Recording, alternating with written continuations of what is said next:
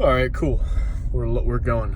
What's going on, guys? Hope you're having a fantastic one so far. I'm just stuck in traffic here, so I figured I would try to get on video and have a conversation with you guys, because at the end of the day, conversations are the heart of what we do. Lead generation is fine, but we don't generate leads to have a phone book, do we? We generate leads specifically so we can have conversation with people who are potentially likely to buy our product or use our service. So, what does that mean? What is conversation as it pertains to the idea of marketing? Well, conversational marketing is, a very in-depth and, kind of interest of mine. And it's a branch of something large, which I call interactive marketing, which essentially is marketing geared and designed, to interact with and engage with and incentivize your leads to engage with you.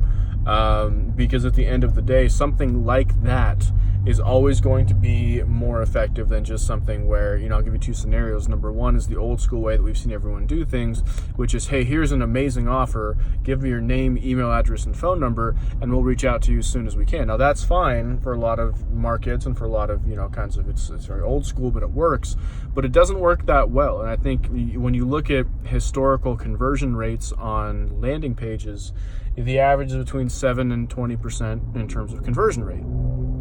Now, that's, obviously great. You get 300 people to visit your page a day. 20% of that is, obviously a very, very respectable number of leads and people to talk to. But I'm the kind of person, I always worry about that other 80%, the other 80% of people that are like, what are they doing? Why aren't they moving forward?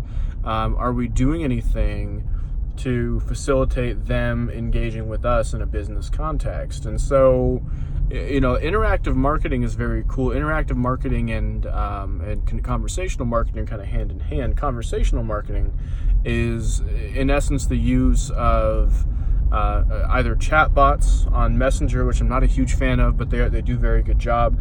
Or what I like even better are, kind of support bots on the landing page. You all have seen them. There's one on my page right now if you want to go check us out. At our digital mastery, digital ecosystem mastery page, you'll be able to see the page bot at work, the drift bot we call it. That's actually a very cool strategy, I think, because something like that allows for a consumer to be literally on your page, viewing your content, seeing your videos, whatever offer you're presenting in front of them.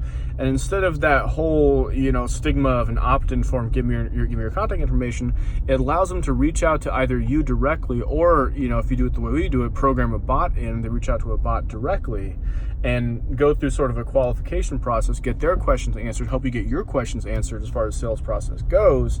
And in the end, it's just somewhat more powerful because, on one hand, let's say that, even if we say that they convert the same, which they don't, there's a wealth of data I can share with you guys to show that the conversational bot converts between 3 and 7 times as well as does the as does the standard opt-in form. So, leaving that aside, let's say you get the same conversion. Let's say you talk to 20 people a day, either you get 20 leads in on your site or you get 20 conversations. The leads, there's a response rate issue on those where let's say you reach out to them, even with our best tools, there's only a 40% response rate. So 20 leads, you're looking at maybe 8 people actually responding, have a conversation with you. So it's really 8 conversations you're getting out of that 20 leads. Now, if you go with the conversation metric, where instead of a lead, they're incentivized to reach out to you on the bot and have a conversation with you, it's very cool because then you're guaranteed 20 people to talk to. There's already rapport being built because you get to establish yourself as a support service and they feel more comfortable talking to someone, generally speaking, than they do just by giving like a long form or even a short form survey to fill out. And then you still get them on your calendar. And you still get them on, your CRM, and you still get your qualification questions answered.